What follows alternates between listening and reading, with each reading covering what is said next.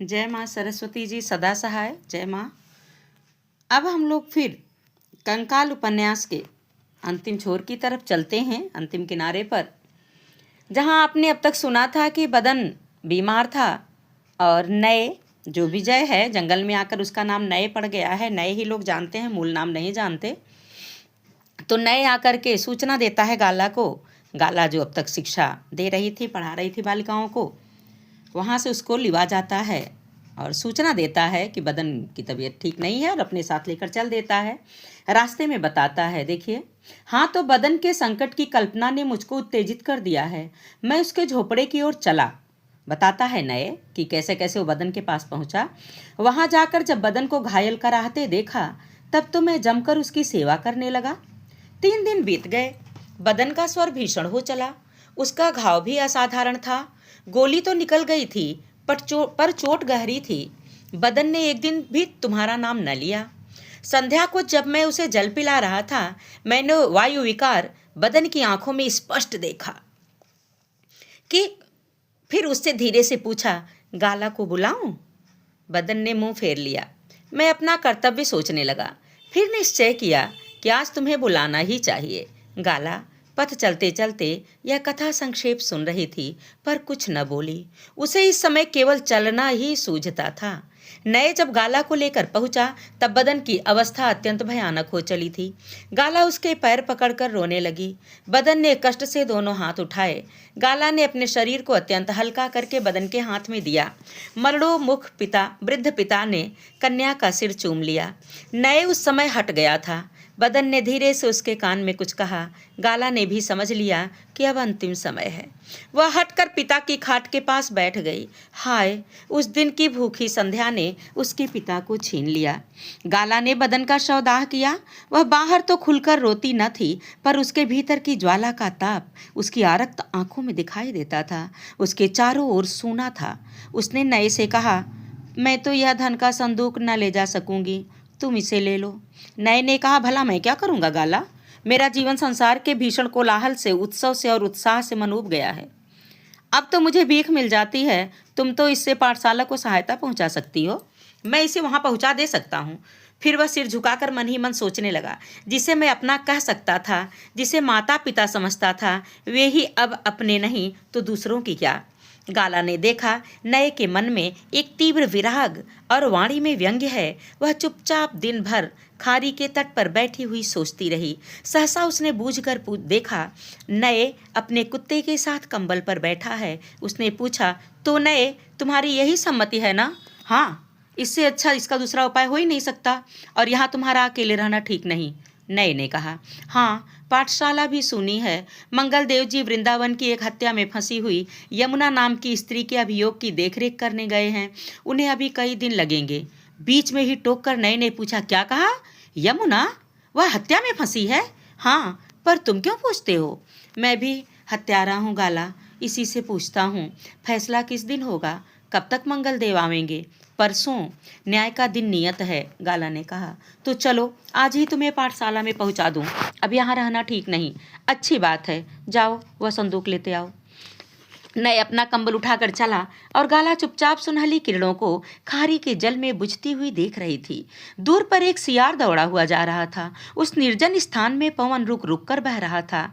खारी बहुत धीरे धीरे अपने करुण प्रवाह में बहती जाती थी, पर जैसे उसका पानी स्थिर हो, कहीं आता जाता न हो। एक स्थिरता और स्पंदनहीन विवशता गाला को घेर कर मुस्कुराने लगी।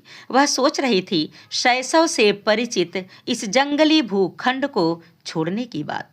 गाला के सामने अंधकार ने पर्दा खींच दिया। तब वो घबरा कर उठ खड़ी हुई। इतने में कंबल और संदूक सिर पर धरे नए वहां आ पहुंचा। गाला ने कहा, तुम आ गए? चलो, हाँ चलो, बहुत दूर चलना है। दोनों चले। भालू भी पीछे पीछे था। जज के साथ 5 ज्यूरी बैठे थे।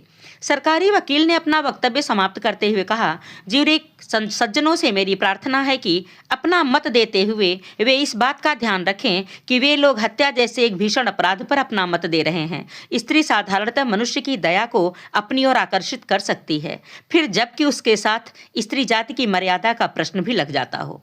तब यह बड़े साहस का काम है कि न्याय की पूरी सहायता हो। समाज में हत्या का रोग जल्द फैल सकता है यदि अपराधी इस जज ने वक्तव्य समाप्त करने का संकेत किया।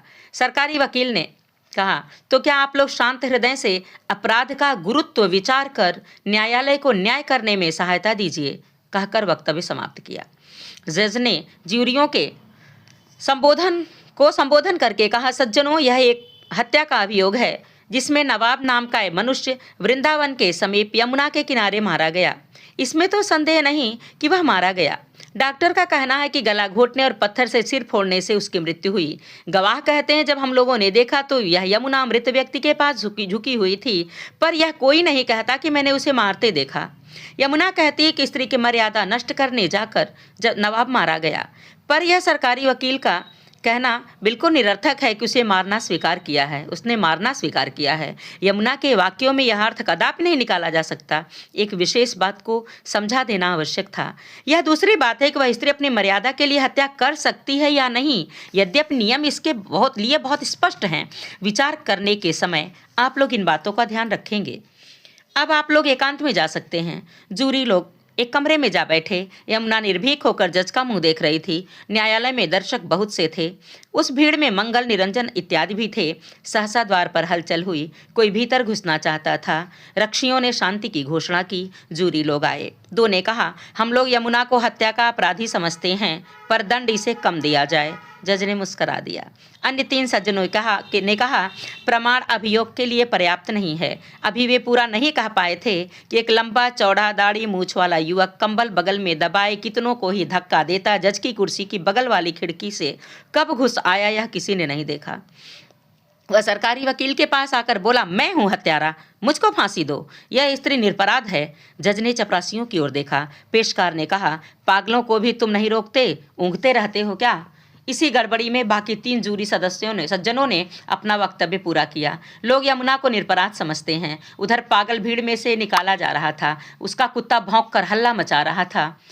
इसी बीच में जज ने कहा, हम इन 3 जूरियों से सहमत होते हुए यमुना को छोड़ देते हैं। एक हलचल मच गई। मंगल और निरंजन तो अब तक दुश्चिंता और संदेह से कमरे के बाहर थे। यमुना के समीप आए वह रोने लगी। उसने मंगल से कहा, मैं नहीं चल सकती। मंगल मन ही मन कट गया। निरंजन उसे सांत्वना देकर आश्रम तक ले आया। एक वकील साहब कहने लगे, क्यों जी, मैंने तो समझा था कि पागलपन भी दिल लगी है, पर यह तो प्राणों से भी खिलवाड़ है। दूसरे ने कहा, यह भी तो पागलपन है जो पागल से भी बुद्धिमानी की आशा तुम रखते हो। दोनों वकील मिलकर हंसने लगे। पाठकों को कुतूहल होगा कि बाथम ने अदालत में उपस्थित होकर क्यों नहीं इस हत्या पर प्रकाश डाला, परंतु वह नहीं चाहता था कि उस हत्या के अवसर पर उसका रहना तथा उक्त घटना से उसका संपर्क सब लोग जान लें। उसका हृदय घंटी के भाग जाने से और भी लज्जित हो गया था। अब वह अपने को इस संबंध में बदनाम होने से बचाना चाहता था। वह प्रचारक बन गया था। इधर आश्रम में लतिका, घंटी और नंदों के साथ यमुना भी रहने लगी, पर यमुना अधिकतर कृष्ण शरण की सेवा में रहती। उसकी दिनचर्या बड़ी नियमित थी। वह चाची से भी नहीं बोलती थी और निरंजन उसके पास ही आने में संकुचित होता। भंडारी जी का तो साहस ही नहीं उसका सामना करने को। पाठक आश्चर्य करेंगे कि घटना सूत्र तथा संबंध में इतने समीप के मनुष्य एकत्र होकर भी चुपचाप कैसे रहें। लतिका और घंटी का वह मनोमालिन्य नहीं रहा, क्योंकि अब बाथम से दोनों का कोई संबंध नहीं रहा। नंदो चाची ने यमुना के साथ उपकार भी किया था और अन्याय भी। यमुना के हृदय में मंगल के व्यवहार की इतनी तीव्रता थी कि उसके सामने और किसी के अत्याचार परिस्फुटित नहीं हो पाते। वह अपने दुख सुख में किसी को साझीदार बनाने की चेष्टा न करती। निरंजन मन में सोचता, मैं बैरागी हूँ। मेरे शरीर से संबंध रखने वाले प्रत्येक परमाणुओं को मेरे दुष्कर्म के ताप से दग्ध होना विधाता का अमोघ विधान है। यदि सब बातें खुल जाएं तो यह सताई हुई स्त्री और भी विरक्ति के नीचे पिसने लग जाए, तो फिर मैं कहाँ खड़ा रहूँगा? यह आश्रम मुझे किस दृष्टि से देखेगा? नंदो सोचती, यदि मैं कुछ भी कहती हूँ तो मेरा ठिकाना नहीं, इसलिए जो हुआ सो हुआ, अब इसमें चुप रह जाना ही अच्छा है। मंगल और यमुना, आप ही अपना रहस्य खोलें, मुझे क्या पड़ी है। इसी तरह निरंजन, नंदो और मंगल का मौन भय यमुना के अदृष्ट अंधकार का सृजन कर रहा था। मंगल का सार्वजनिक उत्साह यमुना के सामने अपराधी हो रहा था। वह अपने मन को सांत्वना देता कि इसमें मेरा क्या अन्याय है। उपयुक्त अवसर पर मैंने अपना अपराध स्वीकार करना चाहा, तभी तो यमुना ने मुझे वर्जित किया तथा अपना और मेरा पथ भिन्न भिन्न कर दिया। इसके हृदय में विजय के प्रति इतनी सहानुभूति की उसके लिए फांसी पर चढ़ना स्वीकार। यमुना से अब मेरा कोई संबंध नहीं। वह उद्विग्न हो उठता। सरला दूर से उसके उद्विग्न मुख को देख रही थी। उसने पास आकर कहा, आहा, तुम इतने दिनों अधिक परिश्रम करते करते थक गए हो। नहीं माता, सेवक को विश्राम कहाँ। अभी तो आप लोगों के संघ प्रवेश का उत्सव जब तक समाप्त नहीं हो जाता तो हमको छुट्टी कहाँ। सरला के हृदय में स्नेह का संचार देखकर मंगल का हृदय भी स्निग्ध हो चला। उसको बहुत दिनों पर इतने सहानुभूति सूचक शब्द पुरस्कार में मिले थे। मंगल इधर लगातार कई दिन धूप में परिश्रम करता रहा। आज उसकी आंखें लाल हो रही थीं। दालान में पड़ी हुई चौकी पर जाकर लेट रहा। ज्वर का आतंक उसके ऊपर छा गया था। वह अपने मन में सोच रहा था कि बहुत दिन हुए बीमार पड़े, काम करके रोगी हो जाना भी एक विश्राम है, चलो कुछ दिन छुट्टी ही सही। फिर वह सोचता, मुझे बीमार होने की आवश्यकता नहीं, एक घूंट पानी तक को कोई ना पूछेगा। ना भाई, यह सुख दूर रहे। पर उसके अस्वीकार करने में क्या दुख ना आते। उसे ज्वर आ ही गया। वह एक कोने में पड़ा। निरंजन उत्सव की तैयारी में व्यस्त था। मंगल के रोगी हो जाने से सबका छक्का छूट गया। कृष्ण शरण जी ने कहा, तब तक संघ के लोगों को प्रदेश के लिए मैं राम कथा कहूँगा और सर्वसाधारण के लिए प्रदर्शन तो जब मंगल स्वस्थ होगा तभी किया जाएगा। बहुत से लोग बाहर से भी आ गए थे। संघ में बड़ी हलचल थी, पर मंगल ज्वर में अचेत था। केवल उसे सरला देखती थी। आज तीसरा दिन था। ज्वर में तीव्र दाह था। अधिक वेदना से सिर में पीड़ा थी। लतिका ने कुछ समय के लिए छुट्टी देकर सरला को स्नान के लिए भेज दिया। सवेरे की धूप जंगले से भीतर जा रही थी। उसके प्रकाश में मंगल की रक्तवर्ण आंखें भीषण लाली से चमक उठती। मंगल ने कहा, गाला, लड़कियों की पढ़ाई पर। लतिका पास बैठी थी। उसने समझ लिया कि ज्वर की भीषणता में मंगल प्रताप प्रलाप कर रहा है। वह घबरा उठी। सरला इतने में स्नान करके आ चुकी थी। लतिका ने प्रलाप की सूचना दी। सरला उसे वहीं रहने के लिए कहकर गोस्वामी जी के पास गई। उसने कहा, महाराज, मंगल का ज्वर भयानक हो गया है। वह गालार का नाम लेकर चौंक उठता है। गोस्वामी जी कुछ चिंतित हुए। कुछ विचार कर उन्होंने कहा, सरला, घबराने की कोई बात नहीं, मंगल यथाशीघ्र अच्छा हो जाएगा। मैं गाला को बुलवाता हूँ। गोस्वामी जी की आज्ञा से एक छात्र उनका पत्र लेकर सीकरी गया। दूसरे दिन गाला उसके साथ आ गई। यमुना ने उसे देखा। वह मंगल से दूर रहती, फिर भी न जाने क्यों उसका हृदय कचोट उठता, पर वह लाचार थी। गाला और सरला कमर कसकर मंगल की सेवा करने लगी। वैद्य ने देखकर कहा, अभी 5 दिन में यह ज्वर उतरेगा, बीच में सावधानी की आवश्यकता है, कुछ चिंता नहीं। यमुना सुन रही थी। वह कुछ निश्चिंत हुई। इधर संघ में बहुत से बाहरी मनुष्य भी आ गए थे। उन लोगों के लिए गोस्वामी जी राम कथा कहने लगे। आज मंगल के ज्वर का वेग अत्यंत भयानक था। गाला पास बैठी हुई मंगल के मुख पर पसीने की बूंदों को कपड़े से पोंछ रही थी। बार बार प्यास से मंगल का मुंह सूखता था। वैद्य जी ने कहा था, आज की रात बीत जाने पर यह निश्चय अच्छा हो जाएगा। गाला की आंखों में बेबसी और निराशा नाच रही थी। सरला ने दूर से यह सब देखा। अभी रात आरंभ हुई थी। अंधकार ने संघ के प्रांगण में लगे हुए विशाल वृक्षों पर अपना दुर्ग बना लिया था। सरला का मन व्यथित हो गया। वह धीरे धीरे एक बार कृष्ण की प्रतिमा के सम्मुख आई। उसने प्रार्थना की। वही सरला जिसने एक दिन कहा था, भगवान के दुखदान को आंचल पसार कर लूंगी, आज मंगल की प्राण भिक्षा के लिए आंचल पसारने लगी। यह कंकाल का गर्व था जिसके पास कुछ बचा ही नहीं। वह किसकी रक्षा करना चाहती थी। सरला के पास तक क्या था जो वह भगवान से दुखदान से हिचकती। हताश जीवन तो साहसिक बन ही जाता है। परंतु आज उसे कथा सुनकर विश्वास हो गया था कि विपत्ति में भगवान सहायता के लिए अवतार लेते हैं, आते हैं भयभीतों के उद्धार के लिए। आहा, मानव हृदय की स्नेह दुर्बलता कितना महत्व रखती है। यही तो उसके आंतरिक जीवन की ऐसी शक्ति है। प्रतिमा निश्चल रही, तब भी उसका हृदय आशापूर्ण था। वह खोजने लगी।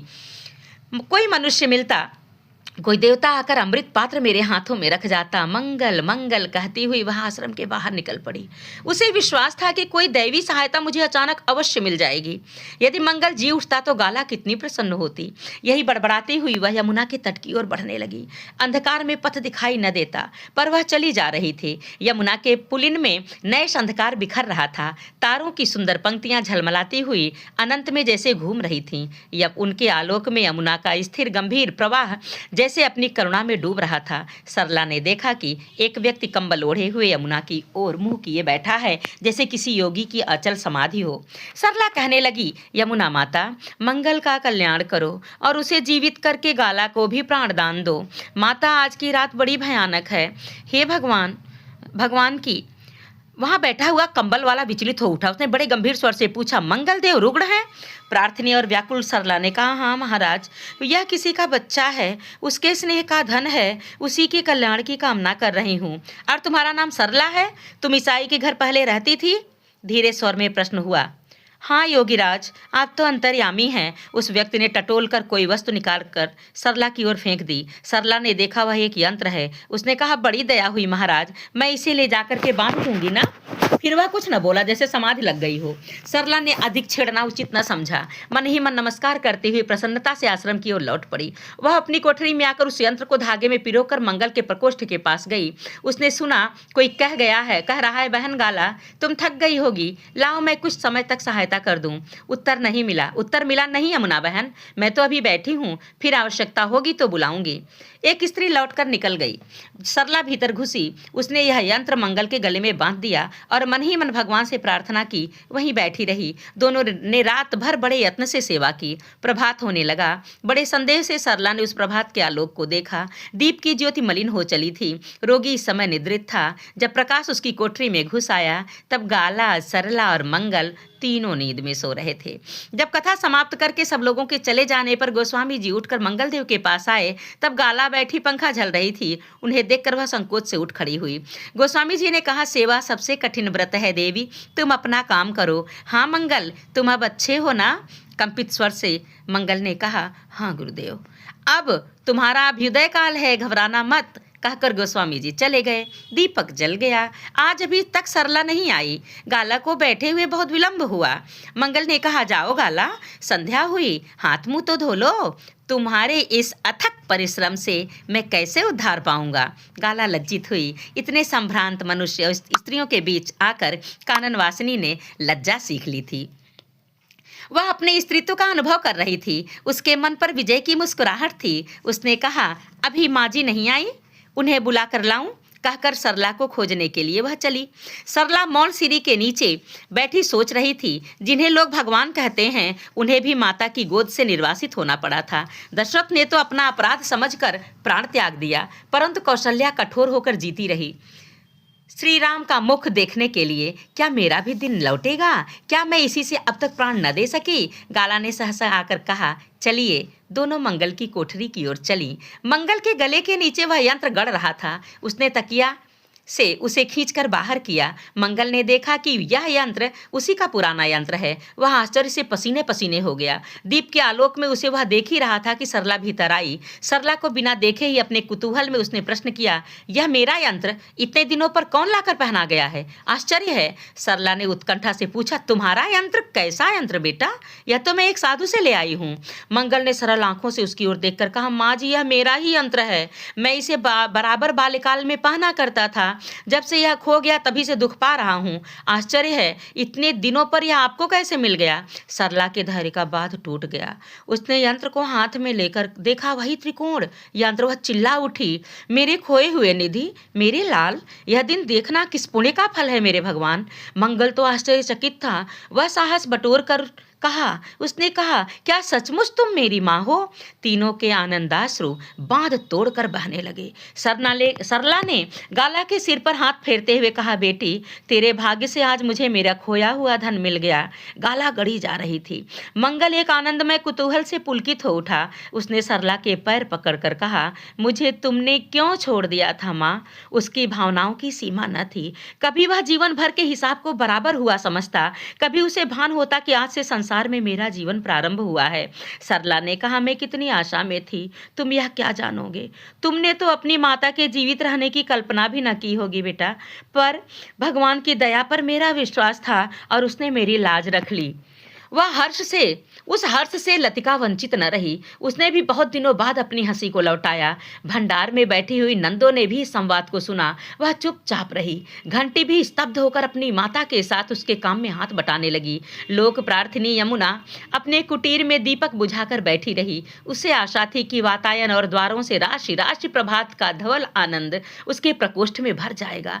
पर जब समय आया, किरणें फूटी, तब उसने अपने वातायनों, झरोखों और द्वारों को रुद्ध कर दिया। आंखें भी बंद कर ली। आलोक कहाँ से आए? वह चुपचाप पड़ी थी। उसने जीवन की अनंत रजनी उसके चारों ओर घिरी थी। लतिका ने जाकर द्वार खटखटाया। उद्धार की आशा में आज संग भर में उत्साह था। यमुना हंसने की चेष्टा करती हुई बाहर आई। लतिका ने कहा, चलोगी बहन यमुना स्नान करने? दोनों आश्रम के बाहर हुई। चलते चलते लतिका ने कहा, बहन सरला का दिन भगवान ने जैसे लौटाया वैसा सबका लौटे। आहा, 25 बरस बाद किसका लड़का लौटकर गोद में आता है। सरला के धैर्य का फल है बहन। परंतु सबका दिन लौटे ऐसी तो भगवान की रचना नहीं देखी जाती। बहुतों का दिन कभी न लौटने के लिए चला जाता है, विशेषकर स्त्रियों का। मेरी रानी, जब मैं स्त्रियों के ऊपर दया दिखाने का उत्साह पुरुषों में देखती हूँ तो जैसे कट जाती हूँ। ऐसा जान पड़ता है कि वह सब कोलाहल स्त्री जाति की लज्जा की मेघमाला है, उसकी असहाय परिस्थिति का परिहास, व्यंग्य है, परिहास है। यमुना ने कहा, उपहास है। लतिका ने आश्चर्य से आंखें बड़ी करते हुए कहा, सच कहती हो बहन? जहाँ स्वतंत्रता नहीं है वहाँ पराधीनता का आंदोलन है, और जहाँ ये सब माने हुए नियम हैं वहाँ कौन सी अच्छी दशा है। यह झूठ है कि किसी विशेष समाज में स्त्रियों को कुछ विशेष सुविधा है। हाय हाय, पुरुष यह नहीं जानते कि स्नेहमयी रमणी सुविधा नहीं चाहती, वह हृदय चाहती है। पर मन इतना भिन्न उपकरणों से बना हुआ है कि समझौते पर ही संसार के स्त्री पुरुषों का व्यवहार चलता हुआ दिखाई देता है। इसका समाधान करने के लिए कोई नियम या संस्कृति असमर्थ है। मुझे ही देखो ना, मैं ईसाई समाज की स्वतंत्रता में अपने को सुरक्षित समझती थी, पर भला मेरा धन मेरा रहा। तभी हम स्त्रियों के भाग्य में लिखा है कि उड़कर भागते हुए पक्षी के पीछे पीछे चारा और पानी से भरा हुआ पिंजरा लिए घूमती रहें। यमुना ने कहा, कोई समाज और धर्म स्त्रियों का नहीं बहन, सब पुरुषों के लिए है। सब हृदय को कुचलने वाले क्रूर हैं। फिर भी मैं समझती हूँ कि स्त्रियों का एक धर्म है, वह है आघात सहने की क्षमता रखना। दुर्दैव के विधान ने उनके लिए यही पूर्णता बना दी है, यह उनकी रचना है। दूर पर नंदो और घंटी जाती हुई दिखाई पड़ी। लतिका ने पुकारा। दोनों ठहर गईं। लतिका यमुना के साथ दोनों के पास जा पहुंची। नंदो ने यमुना की ओर संकुचित दृष्टि से देखा और घंटी की आंखों में स्नेह की भिक्षा थी। सब चुप थीं। सबका रहस्य सबका गला घोट रहा था। किसी के मुख से एक शब्द भी न निकला। सब यमुना तट पर पहुंची। स्नान करते हुए घंटी और लतिका एकत्र हो गईं और उसी तरह चाची और यमुना का एक जुटाव हुआ। यह आकस्मिक था। घंटी ने अंजल में जल लेकर लतिका से कहा, बहन मैं अपराधिनी हूँ, मुझे क्षमा करोगी? लतिका ने कहा, बहन हम लोगों का अपराध स्वयं दूर चला गया है। यह तो मैं जान गई हूँ कि इसमें तुम्हारा कोई दोष नहीं है। हम दोनों एक ही स्थान पर पहुँचने वाली थीं, पर संभवतः थक कर दोनों ही लौट आईं। कोई पहुँच जाता तो द्वेष की संभावना थी, ऐसा ही तो संसार का नियम है। पर अब तो हम दोनों एक दूसरे को समझा सकती हैं, संतोष कर सकती हैं। घंटी ने कहा, दूसरा उपाय नहीं है बहन, तो मुझे क्षमा कर दो। आज से मुझे बहन कहकर बुलाओगी ना? लतिका ने देखा, नारी हृदय गल गल कर आंखों की राह से उसकी अंजलि के यमुना जल में मिल रहा है। वह अपने को रोक न सकी। लतिका और घंटी गले से लगकर रोने लगी। लतिका ने कहा, आज से दुख में सुख में हम लोग कभी साथ न छोड़ेंगी। बहन संसार में गला बांध कर जीवन बिताऊंगी, यमुना साक्षी है। दूर यमुना और नंदो चाची ने इस दृश्य को देखा। नंदो का मन न जाने किन भावों से भर गया, मानो जन्म भर की उसकी कठोरता तीव्र ताप लगने से बर्फ के समान गलने लगी। उसने यमुना से रोते हुए कहा, यमुना नहीं नहीं बेटी तारा, मुझे भी क्षमा कर दे। मैंने जीवन भर बहुत सी बुरी बातें की हैं, पर जो कठोरता तेरे साथ हुई है वह नरक की आंच से भी तीव्र दाह उत्पन्न कर रही है बेटी। मैं मंगल को उसी समय पहचान गई जब उसने अंग्रेज से मेरी घंटी को छुड़ाया था, पर वह ना पहचान सका। उसे वे बातें भूल गई थीं। तिस पर मेरे साथ मेरी बेटी थी, जिसकी वह कल्पना भी नहीं कर सकता था। वह छलिया मंगल आज एक दूसरी स्त्री से ब्याह करने की सुख चिंता में निमग्न है। मैं जल उठती हूँ बेटी। मैं उसका सब भंडा फोड़ कर देना चाहती थी, पर तुझे भी यही चुपचाप देखकर मैं कुछ न कर सकी। हाय रे पुरुष! नहीं चाची, अब वह दिन चाहे लौट आए, पर वह हृदय कहाँ से आवेगा? मंगल को दुख पहुँचाकर आघात दे सकूंगी, पर अपने लिए सुख कहाँ से लाऊंगी चाची? तुम मेरे दुखों की साक्षी हो। मैंने केवल एक अपराध किया है, वह यही कि प्रेम करते समय साक्षी नहीं इकट्ठा कर लिया था और कुछ मंत्रों से कुछ लोगों की जीभ पर उसका उल्लेख नहीं करा लिया था, पर किया था प्रेम चाची।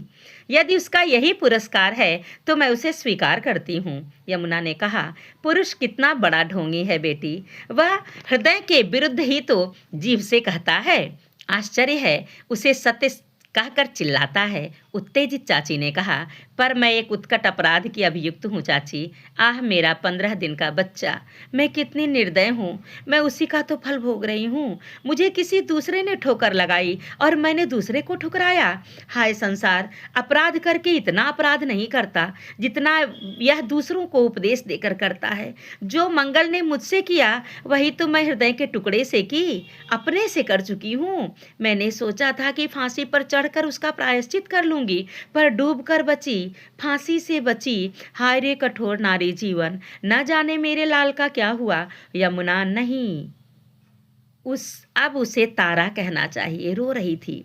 उसकी आंखों में जितनी करुण कालिमा थी उतनी कालिंदी में कहाँ। चाची ने उसकी अश्रुधारा पोंछते हुए कहा, बेटी तुम्हारा लाल जीवित है, सुखी है। तारा चिल्ला पड़ी। उसने कहा, सच कहती हो चाची? सच तारा, वह काशी के एक धनी श्रीचंद और किशोरी बहू का दत्तक पुत्र है। मैंने उसे वहां दिया है। क्या इसके लिए तुम मुझे क्षमा करोगी बेटी? तुमने मुझे जिला लिया। आहा चाची, मेरी चाची, तुम मेरी उस जन्म की माता हो। अब मैं सुखी हूँ। वह जैसे एक क्षण के लिए पागल हो गई, चाची के गले से लिपट कर रो उठी। वह रोना आनंद का था। चाची ने उसे सांत्वना दी। इधर घंटी और लतिका भी पास आ रही थीं। तारा ने धीरे से कहा, मेरी विनती है, अभी इस बात को किसी से न कहना, मेरा गुप्त धन है। चाची ने कहा, यमुना साक्षी हैं। चारों के मुख पर प्रसन्नता थी। चारों का हृदय शांत था। सब स्नान करके दूसरी बातें करती हुई आश्रम लौटी। लतिका ने कहा, अपनी संपत्ति संघ को देती हूँ कि वह स्त्रियों की स्वयं सेविका की पाठशाला चलावे। मैं उसकी पहली छात्रा होंगी। और तुम घंटी? घंटी ने कहा, मैं भी बहन। स्त्रियों को स्वयं घर घर जाकर अपनी दुखिया बहनों की सेवा करनी चाहिए। पुरुष उन्हें उतनी ही शिक्षा और ज्ञान देना चाहते हैं जितना उनके स्वार्थ में बाधक न हो। घरों के भीतर अंधकार है, धर्म के नाम पर ढोंग की पूजा है और शील तथा आचार के नाम पर रूढ़ियों की। बहनें अत्याचार के पर्दे में छिपाई गई हैं, उनकी सेवा करूंगी। धात्री, उपदेशिका, धर्म प्रचारिका, सहचारिणी बनकर उनकी सेवा करूंगी। सब प्रसन्न मन से आश्रम में पहुंच गई। नियत दिन आ गया। आज उत्सव का विराट आयोजन है। संघ के प्रांगण में वितान तना है। चारों ओर प्रकाश है। बहुत से दर्शकों की भीड़ है। गोस्वामी जी, निरंजन और मंगलदेव संघ की प्रतिमा के सामने बैठे हैं। एक ओर घंटी, लतिका, गाला और सरला भी बैठी हैं। गोस्वामी जी ने शांत वाणी में आज के उत्सव का उद्देश्य समझाया और कहा, भारत संघ के संगठन पर आप लोग देव निरंजन जी का व्याख्यान दत्त चित्त होकर सुने। निरंजन का व्याख्यान प्रारंभ हुआ। प्रत्येक समय में संपत्ति, अधिकार और विद्या ने भिन्न भिन्न देशों में जाति, वर्ग और ऊंच नीच की सृष्टि की। जब आप लोग इसे ईश्वरकृत विभाग समझने लगते हैं तब यह भूल जाते हैं कि ईश्वर उतना संबंध नहीं जितना उसकी विभूतियों का। कुछ दिनों तक उन विभूतियों का अधिकारी बने रहने पर मनुष्य के संस्कार भी वैसे ही बन जाते हैं। वह प्रमत्त हो जाता है। प्राकृतिक ईश्वरीय नियम विभूतियों का दुरुपयोग देखकर विकास की चेष्टा करता है। वह कहलाती है उत्क्रांति। उस समय केंद्रीभूत विभूतियां मानव स्वार्थ के बंधनों को तोड़कर समस्त भूत हित के लिए बिखरना चाहती हैं। वह समदर्शी भगवान की क्रीड़ा है। भारतवर्ष आज वर्णों और जातियों के बंधन में जकड़कर कष्ट पा रहा है और दूसरों को कष्ट दे रहा है। यद्यपि अन्य देशों में भी इस प्रकार के समूह बन गए हैं, परंतु यहाँ इसका भीषण रूप है। यह महत्व का संस्कार अधिक दिनों तक प्रभुत्व भोग कर खोखला हो गया है। दूसरों की उन्नति से उसे डाह होने लगा है। समाज अपना महत्व धारण करने की क्षमता तो खो चुका है, परंतु व्यक्तियों को उन्नति का दल बनाकर सामूहिक रूप से विरोध करने लगा है। प्रत्येक व्यक्ति अपनी छूछी महत्ता पर इतराता हुआ दूसरे को निचलेपन से छोटा समझता है, जिससे सामाजिक विषमता का विषमय प्रभाव फैल रहा है। अत्यंत प्राचीन काल में भी वह वर्ण विद्वेष का, ब्रह्म क्षत्र संघर्ष का साक्षी रामायण है। उस वर्ण भेद के भयानक संघर्ष का यह इतिहास जानकर भी, नित्य उसका पाठ करके भी भला हमारा देश कुछ समझता है? नहीं, यह देश समझेगा भी नहीं। सज्जनों, वर्ण भेद सामाजिक जीवन का क्रियात्मक विभाग है। यह जनता के कल्याण के लिए, जनता के लिए बना है। परंतु द्वेष की सृष्टि में दंभ का, मिथ्या का गर्व उत्पन्न करने में यह अधिक सहायक हुआ है। जिस कल्याण बुद्धि से इसका आरंभ हुआ वह न रहा। गुण कर्मानुसार वर्णों की स्थिति नष्ट होकर अभिजात्य के अभिमान में परिणत हो गई। उसके व्यक्तिगत परीक्षात्मक निर्वाचन के लिए, वर्णों के शुद्ध वर्गीकरण के लिए वर्तमान अतिवाद को मिटाना होगा। बल, विद्या और विभव की ऐसी संपत्ति किस हाड़ मांस के पुतले के भीतर ज्वालामुखी सी धधक उठेगी, कोई नहीं जानता। इसलिए ये व्यर्थ के विवाद हटाकर उस दिव्य संस्कृति, आर्य मानव संस्कृति की सेवा में लगना चाहिए। भगवान का स्मरण करके नारी जाति पर अत्याचार करने से विरत हो। किसी को शबरी के सदृश अछूत न समझो, किसी को अहिल्या के सदृश पापिन मत कहो, किसी को लघु न समझो। सर्वभूत हित रत होकर भगवान के लिए सर्वस्व समर्पण करो, निर्भय रहो। भगवान की विभूतियों को समाज ने बांट लिया है, परंतु जब मैं स्वार्थियों को भगवान पर भी अपना अधिकार जमाए देखता हूँ तब मुझे हंसी आती है। और भी हंसी आती है जब उस अधिकार की घोषणा करके वे दूसरों को छोटा, नीच और पतित ठहराते हैं। बहुपरिचारिणी जाबाला के पुत्र सत्यकाम को कुलपति ने ब्राह्मण स्वीकार किया था, किंतु उत्पत्ति, पतन और दुर्बलताओं के व्यंग से मैं घबराता नहीं। जो दोषपूर्ण आंखों में पतित हैं, जो निसर्ग दुर्बल हैं, उन्हें अवलंब देना भारत संघ का उद्देश्य है। इसलिए इन स्त्रियों को भारत संघ में पुनः लौटाते हुए बड़ा संतोष होता है। इन लतिका देवी ने अपना सर्वस्व दान किया है। उस धन से स्त्रियों की पाठशाला खोली जाएगी, जिसमें उनकी पूर्णता की शिक्षा के साथ वे इस योग्य बनाई जाएंगी कि घरों में, पर्दों में, दीवारों के भीतर नारी जाति के सुख, स्वास्थ्य और संयत स्वतंत्रता की घोषणा करें। उन्हें सहायता पहुंचाएं, जीवन के अनुभवों से अवगत करें, उनमें उन्नति, सहानुभूति, क्रियात्मक प्रेरणा का प्रकाश फैलाएं। हमारा देश इस संदेश से, नवयुग के संदेश से स्वास्थ्य लाभ करे। इन आर्य ललनाओं का उत्साह सफल हो, यही भगवान से प्रार्थना है। अब आप मंगल देव का व्याख्यान सुनेंगे। वे नारी जाति के सम्मान पर कुछ कहेंगे। मंगल देव ने कहना प्रारंभ किया, संसार में जितनी हलचल है, आंदोलन है, वे सब मानवता की पुकार है। जननी अपने झगड़ालू कुटुंब से मेल कराने के लिए बुला रही है। उसके लिए हमें प्रस्तुत होना है। हम अलग ना खड़े रहेंगे। यह समारोह उसी का समारंभ है, इसलिए हमारे आंदोलन व्यवच्छेदक न हो। एक बार फिर स्मरण करना चाहिए कि हम लोग एक हैं, ठीक उसी प्रकार जैसे श्री कृष्ण ने कहा है, अविभक्त च भूतेषु विभक्तमिव च स्थिता। यह विभक्त होना कर्म के लिए है, चक्र प्रवर्तन को नियमित रखने के लिए है, समाज सेवा यज्ञ को प्रगतिशील करने के लिए है, जीवन व्यर्थ न करने के लिए, पाप की आयु, स्वार्थ का बोझ न उठाने के लिए हमें समाज के रचनात्मक कार्य में भीतरी सुधार लाना चाहिए। यह ठीक है कि सुधार का काम प्रतिकूल स्थिति में प्रारंभ होता है। सुधार सौंदर्य का साधन है, सभ्यता सौंदर्य की जिज्ञासा है, शारीरिक और अलंकारिक सौंदर्य प्राथमिक है, चरम सौंदर्य मानसिक सुधार का है। मानसिक सुधारों में सामूहिक भाव कार्य करते हैं, इसके लिए श्रम विभाग है। हम अपने कर्तव्य पथ को देखते हुए समाज की उन्नति करें, परंतु संघर्ष को बचाते हुए। हम उन्नति करते करते भौतिक ऐश्वर्य के टीले न बन जाएं। हाँ, हमारी उन्नति फल फूल वाले वृक्षों की सी हो, जिनमें छाया मिले, विश्राम मिले, शांति मिले। मैंने पहले कहा है कि समाज सुधार भी हो और संघर्ष से बचना भी चाहिए। बहुत से लोगों का यह विचार है कि सुधार और उन्नति में संघर्ष अनिवार्य है, परंतु संघर्ष से बचने का एक उपाय है, वह है आत्मनिरीक्षण। समाज के कामों में अतिवाद से बचाने के लिए यह उपयोगी हो सकता है। जहाँ समाज का शासन कठोरता से चलता है, वहाँ द्वेष और द्वंद्व भी चलता है। शासन की उपयोगिता हम भूल जाते हैं, फिर शासन केवल शासन के लिए चलता रहता है। कहना नहीं होगा कि वर्तमान हिंदू जाति और इसकी उपजातियां इसके उदाहरण हैं। सामाजिक कठोर दंडों से वह छिन्न भिन्न हो रही है, जर्जर हो रही है। समाज के प्रमुख लोगों को इस भूल को सुधारना पड़ेगा। व्यवस्थापक तंत्रों की जननी प्राचीन पंचायतें, नवीन सभाएं सहानुभूति के बदले द्वेष फैला रही हैं। उनके कठोर दंड से प्रतिहिंसा का भाव जगता है। हम लोग भूल जाते हैं कि मानव स्वभाव दुर्बलताओं से संगठित है।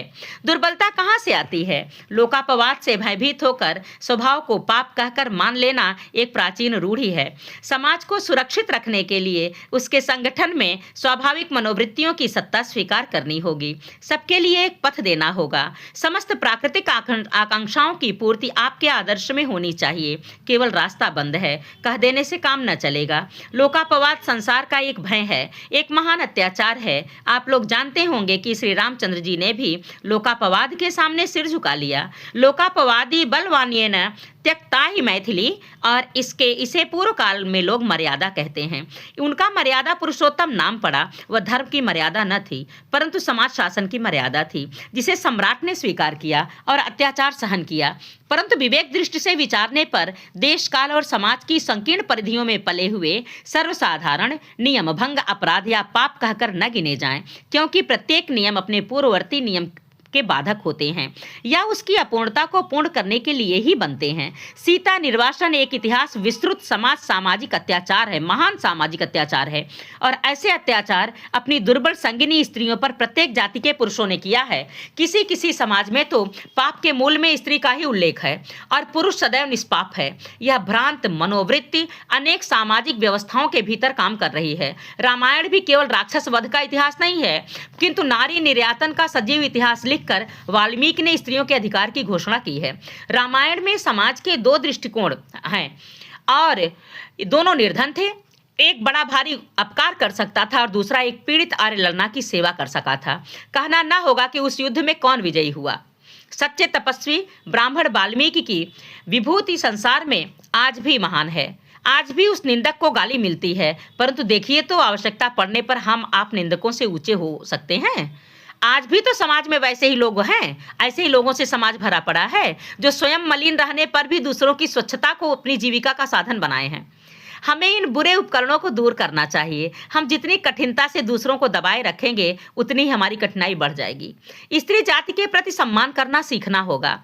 हम लोगों को अपना हृदय द्वार और कार्यक्षेत्र विस्तृत करना चाहिए। मानव संस्कृति के प्रचार के लिए हम उत्तरदायी हैं। विक्रमादित्य, समुद्रगुप्त और हर्षवर्धन का रक्त हम में है। संसार भारत के संदेश की आशा में है।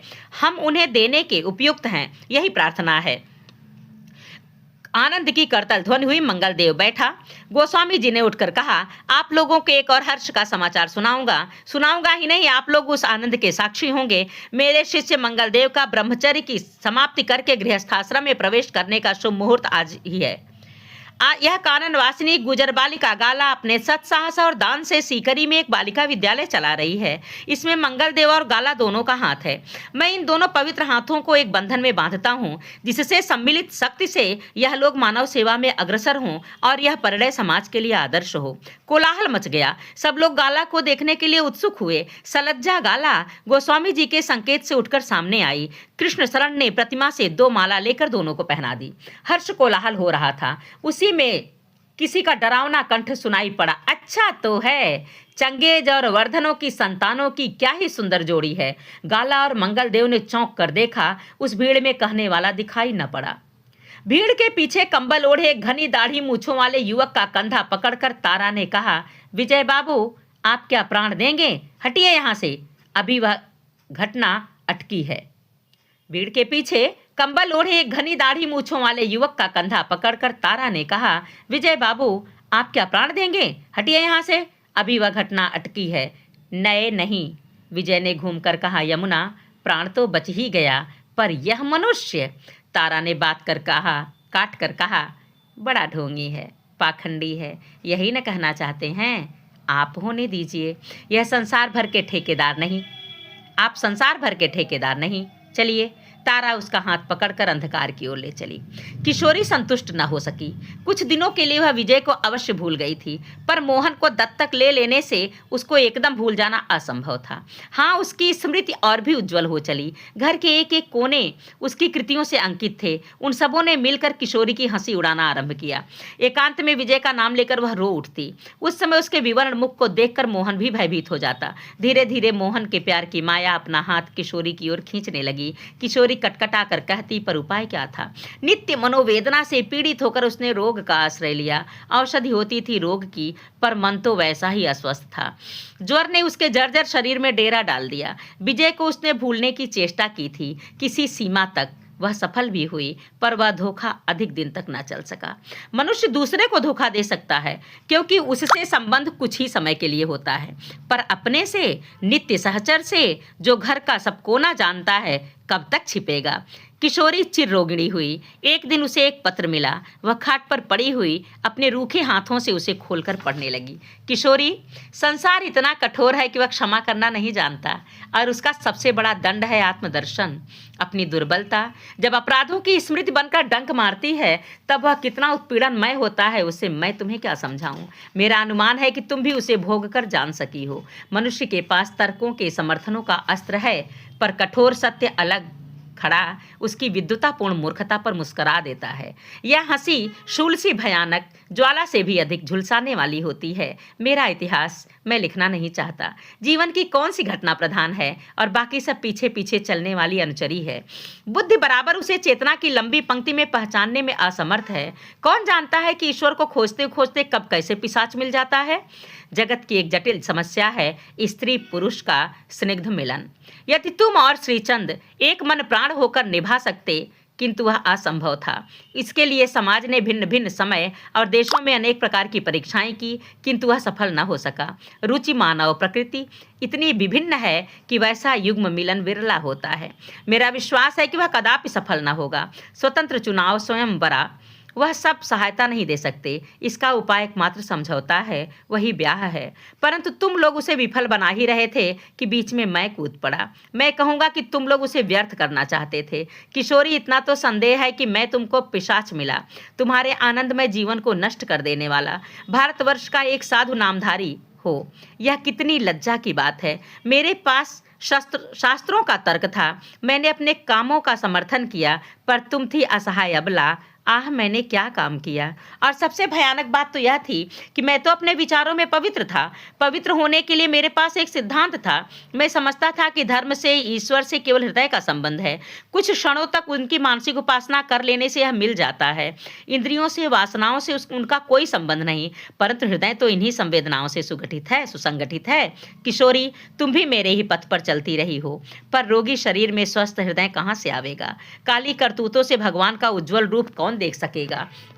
तुमको स्मरण होगा कि मैंने एक दिन यमुना नाम की दासी को तुम्हारे यहाँ देवगृह में जाने के लिए रोक दिया था, उसे बिना जाने समझे अपराधिनी मानकर। वाह रे दंभ! मैं सोचता हूँ कि अपराध करने पर भी मैं उतना पतित नहीं था जितना दूसरों को बिना जाने समझे छोटा नीच अपराधी मान लेने में। पुण्य का सैकड़ों मन का धातु निर्मित घंटा बजाकर जो लोग अपनी ओर संसार का ध्यान आकर्षित कर सकते हैं, वे यह नहीं जानते कि बहुत समय अपने हृदय तक भीषण शब्द नहीं पहुंच पाता। किशोरी, मैंने खोज कर देखा कि मैंने जिसको सबसे बड़ा अपराधी समझा था वही सबसे अधिक पवित्र है। वही यमुना, तुम्हारी दासी। तुम जानती होगी कि तुम्हारे अन्न से पलने के कारण विजय के लिए फांसी पर चढ़ने जा रही थी, और जिसे विजय पर ममत्व था, दूर दूर खड़ा धन से सहायता करना चाहता था। भगवान ने यमुना को भी बचाया, यद्यपि विजय का पता नहीं। हाँ, एक बात और सुनोगी? मैं आज इसे स्पष्ट कर देना चाहता हूँ कि हरिद्वार वाली विधवा रामा को तुम भूली ना होगी। वह तारा यमुना उसी के गर्भ से उत्पन्न हुई है। मैंने उसकी सहायता करनी चाहिए और लगा था कि निकट भविष्य में उसकी सांसारिक स्थिति सुधार दूं। इसीलिए मैं भारत संघ में लगा, सार्वजनिक कामों में सहयोग करने लगा। परंतु कहना ना होगा कि इसमें मैंने बड़ा ढोंग पाया। गंभीर मुद्रा का अभिनय करके अनेक रूपों में उन्हीं व्यक्तिगत दुराचारों को छिपाना पड़ता है। सामूहिक रूप से वही मनोवृत्ति काम करती हुई दिखाई पड़ती है। संघों में, समाजों में मेरी श्रद्धा न रही। मैं विश्वास करने लगा उस श्रुतिवाणी में कि देवता जो अप्रत्यक्ष है, मानव बुद्धि से दूर ऊपर है, सत्य है और मनुष्य अनृत है। चेष्टा करके भी उस सत्य को जो प्राप्त करेगा, उस मनुष्य को मैं कई जन्मों तक केवल नमस्कार करके अपने को कृतकृत्य समझूंगा। मेरे संघ में लगने का मूल कारण यही यमुना थी। केवल धर्माचरण ही न था, इसे स्वीकार करने में मुझे कोई संकोच नहीं, परंतु वह विजय के समान ही तो उच्छृंखल है। वह अभिमानिनी चली गई। मैं सोचता हूँ कि मैंने अपने दोनों को खो दिया। अपने दोनों पर तुम हंसोगी, किंतु वे चाहे मेरे ना हो तब भी मुझे ऐसी ही शंका हो रही है कि तारा की माता रामा से मेरा अवैध संबंध अपने को अलग नहीं रख सकता। मैंने भगवान की ओर से मुंह मोड़कर मिट्टी के खिलौने में मन लगाया। वे ही मेरी ओर देखकर मुस्कुराते हुए त्याग का परिचय देकर चले गए और मैं कुछ टुकड़ों को, चीथड़ों को संभालने सुलझाने में व्यस्त बैठा रहा। किशोरी, सुना है कि सब छीन लेते हैं भगवान मनुष्य से। आप भगवान ठीक उसी प्रकार जैसे पिता खिलवाड़ी लड़के के हाथ से खिलौना छीन लेता है जिससे वह पढ़ने लिखने में मन लगाए। मैं अब यही समझता हूँ कि परम पिता का मेरी ओर संकेत है, हो या ना हो, पर मैं जानता हूँ कि उससे क्षमा की क्षमता है। मेरे हृदय की प्यास ओफ कितनी भीषण है, वह अनंत तृष्णा संसार के कितने ही कीचड़ों पर लहराने वाली जल की पतली तहों में शूकरों की तरह लौट रह चुकी है, पर लोहार की तपाई हुई छुरी जैसे शान रखने के लिए बुझाई जाती हो, वैसे ही मेरी प्यास बुझकर भी तीखी हो गई। जो लोग पुनर्जन्म मानते हैं, जो लोग भगवान को मानते हैं, वे पाप कर सकते हैं नहीं, पर मैं देखता हूँ कि लंबी चौड़ी बातें करने वाली भी इससे मुक्त नहीं। मैं कितने जन्म लूँगा इस प्यास के लिए मैं नहीं कह सकता, ना भी लेना पड़े नहीं जानता, पर मैं विश्वास करने लगा हूँ कि भगवान में क्षमा की क्षमता है। मर्म व्यथा से व्याकुल होकर गोस्वामी कृष्ण शरण से जब मैंने अपना सब समाचार सुनाया तो उन्होंने बहुत देर तक चुप रहकर यही कहा कि निरंजन, भगवान क्षमा करते हैं, मनुष्य भूलें करता है, इसका रहस्य है मनुष्य का परिमित ज्ञानाभ्यास। सत्य इतना विराट है कि हम क्षुद्र जीव व्यावहारिक रूप से उसे संपूर्ण ग्रहण करने में प्रायः असमर्थ प्रमाणित होते हैं। जिन्हें हम परंपरागत संस्कारों के प्रकाश में कलंकमय देखते हैं, वे ही शुद्ध ज्ञान में यदि सत्य ठहरें तो मुझे आश्चर्य न होगा। तब भी मैं क्या करूं? यमुना के सहसा संघ से चले जाने पर नंदों ने मुझसे कहा कि यमुना का मंगल से ब्याह होने वाला था। हरिद्वार के मंगल ने उसके साथ विश्वासघात करके उसे छोड़ दिया।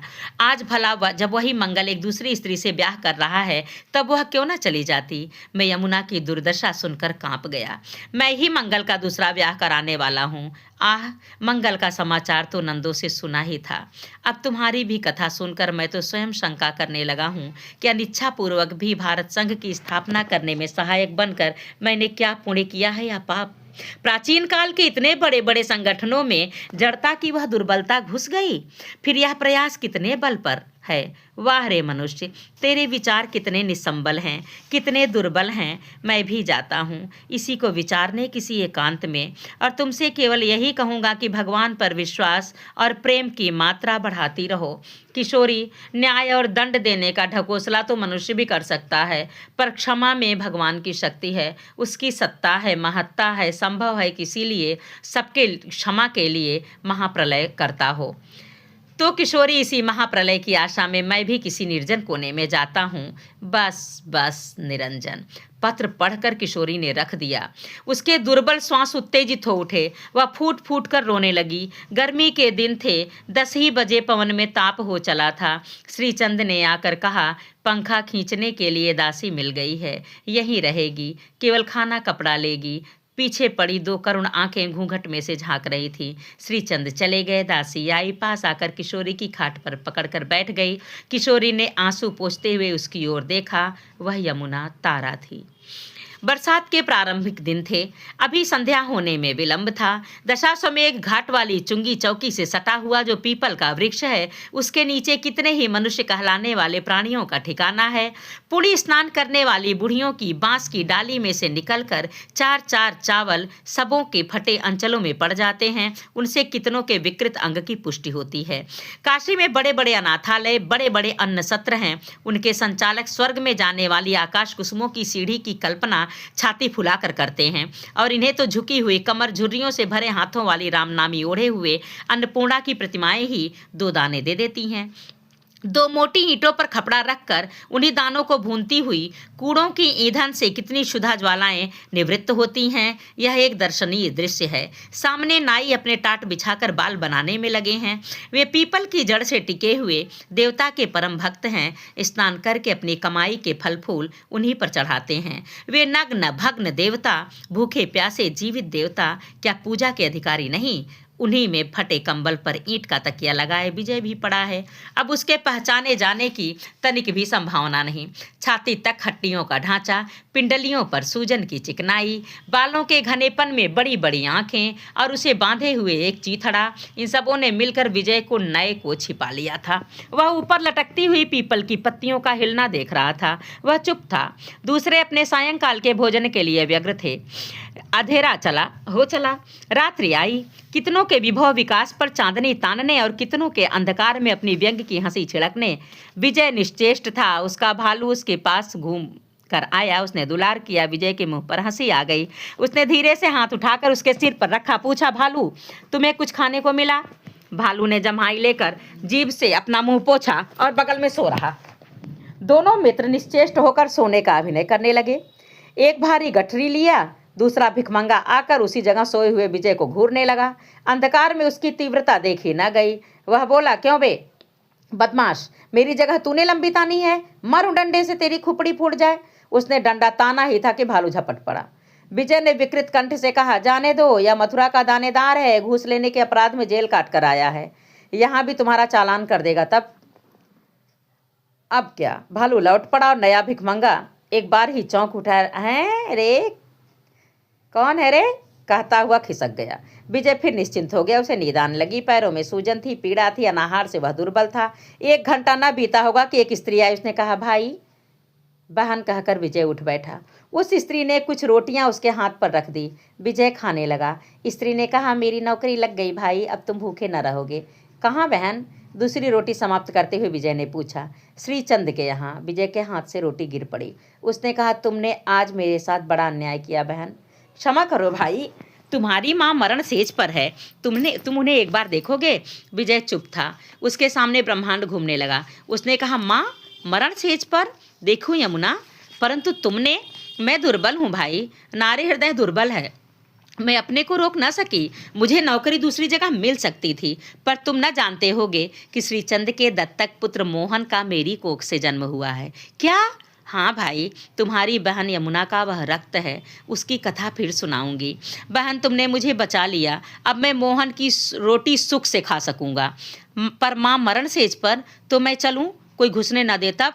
नहीं भाई, इस समय श्रीचंद बहुत सा दान धर्म करा रहे हैं, हम तुम भी तो उसी तो भिखमंगे हैं, ठहरे चलो ना। टीन के पात्र में जल पीकर विजय उठ खड़ा हुआ। दोनों चले। कितनी ही गलियां पार कर विजय और यमुना श्रीचंद के घर पहुंचे। खुले दालान में किशोरी लिटाई गई थी, दान के सामान बिखरे थे। श्रीचंद मोहन को लेकर दूसरे कमरे में जाते हुए बोले, यमुना देखो, इसे भी कुछ दिला दो, मेरा चित्त घबरा रहा है, मोहन को लेकर इधर हूँ, बुला लेना। और 2-3 दासियां थी। यमुना ने उन्हें हटने का संकेत किया। उन सब ने समझा कोई महात्मा आशीर्वाद देने आया है, वे हट गईं। विजय किशोरी के पैरों के पास बैठ गया। यमुना ने उसके कानों में कहा, भैया आए हैं। किशोरी ने आंखें खोल दी। विजय ने पैरों पर सिर रख दिया। किशोरी के अंग अब हिलते न थे। वह कुछ बोलना चाहती थी, पर आंखों से आंसू बहने लगे। विजय ने अपने मलिन हाथों से उन्हें पोंछा। एक बार किशोरी ने उसे देखा, आंखों से अधिक बल न देकर देखा, पर वे आंखें खुली रह गईं। विजय फिर पैरों पर सिर रखकर उठ खड़ा हुआ। उसने मन ही मन कहा, मेरे इस दुखमय शरीर को जन्म देने वाली दुखिया जननी, तुमसे उऋण नहीं हो सकता। वह जब बाहर जा रहा था, यमुना रो पड़ी। सब दौड़ाए। इस घटना को बहुत दिन बीत गए। विजय वहीं पड़ा रहता। यमुना नित्य उसे रोटी दे जाती, वह निर्विकार भाव से उसे ग्रहण करता।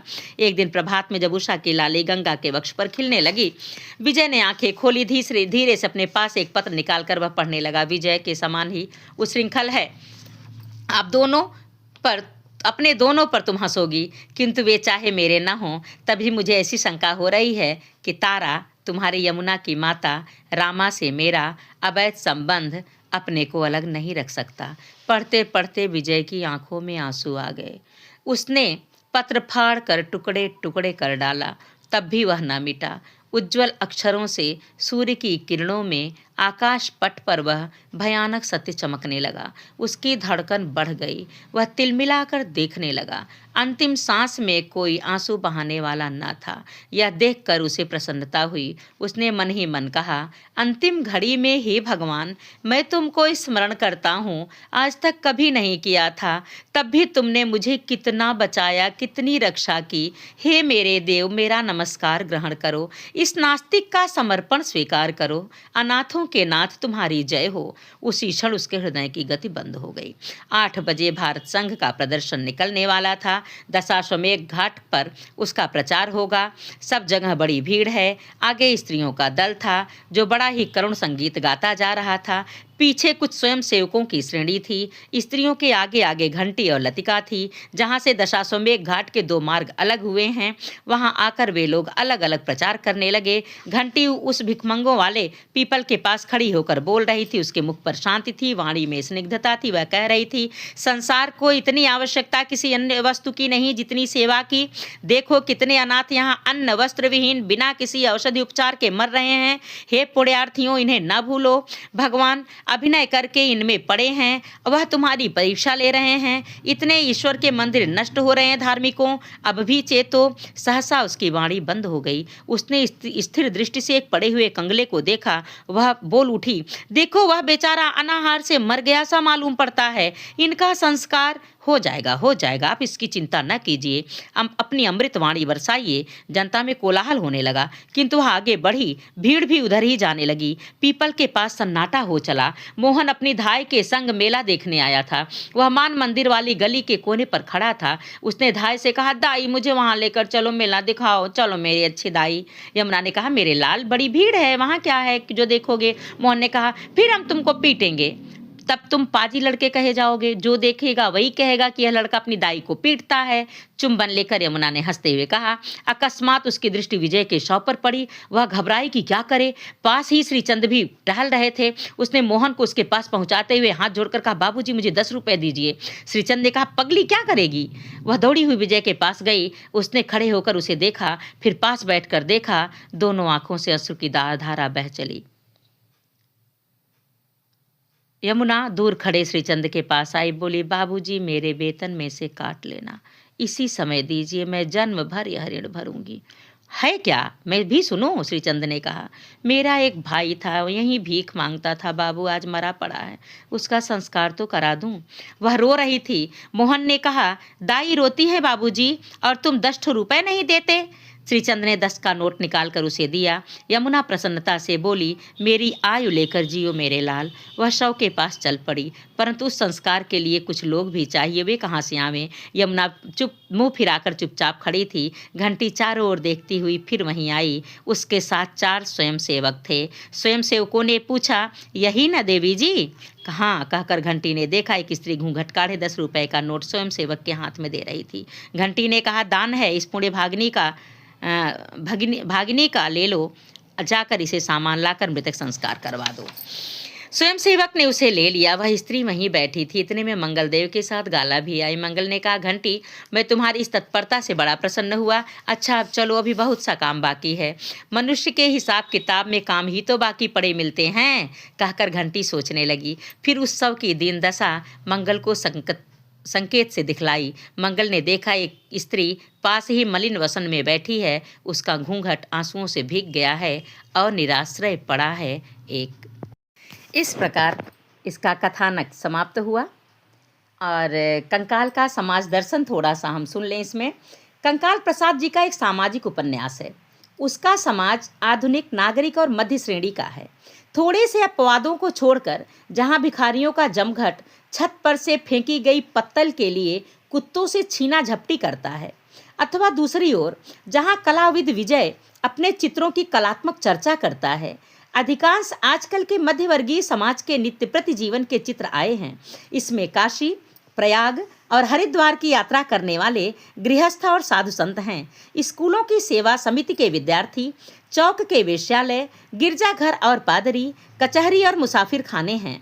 इसमें आर्य समाज और सनातन धर्म की तकरीरें, सूफियों की कव्वाली और ईसाइयों की मिशनरी भी है। यह हमारा सारा समाज जाना पहचाना नित्य प्रति हमारे संसर्ग में आने वाला है। उपन्यास का समस्त वातावरण हमारे लिए परिचित ही नहीं, घरेलू सा है। हम उसकी हर एक हरकत से दिलचस्पी रखते हैं, प्रत्येक प्रगति में उसका साथ देते हैं। या यूँ कह सकते हैं, कंकाल एक व्यंग्यपूर्ण उपन्यास भी है। यह प्रचलित समाज के दृढ़ आवरण, उसकी शिष्टता और सभ्यता के कवच को भेद कर प्रहार करता है और बलपूर्वक हमारी चेतना को जगा देता है। प्रेमचंद साहित्य में अपनी मीठी चुटकियों के लिए उनका साहित्य प्रसिद्ध है। ये मीठी चुटकियाँ समाज सुधार के लिए आवश्यक और उपयोगी होती हैं, पर ये मॉडरेट नीति की प्रतिनिधि हैं। इससे भिन्न प्रसाद जी की कंकाल की शैली है।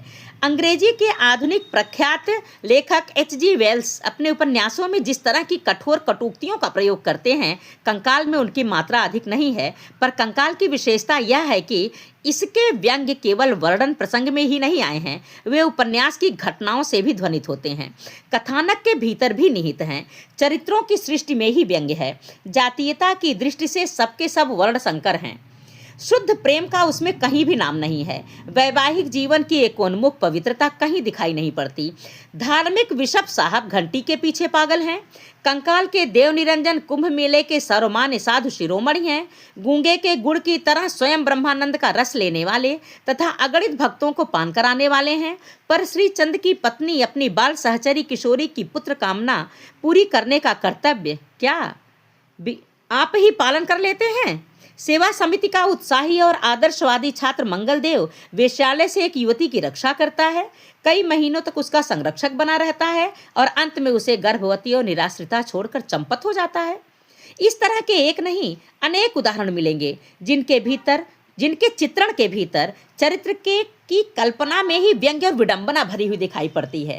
कंकाल के लेखक का प्रयोजन प्रचलित समाज, उसके विश्वासों, उसकी कार्य प्रणालियों और उसके अनर्थकारी बंधनों, चाहे वे बंधन प्रत्यक्ष हों, मानसिक हों, संस्कार रूप के हों, के विरुद्ध जबरदस्त प्रोपेगंडा करना है। समाज की एक भी मान्यता उसमें स्वीकार नहीं की गई, सबकी जड़ें हिला दी गई। एक भी ईमानदार आदमी जिस अर्थ में ईमानदारी मानी गई सारे समाज में नहीं है।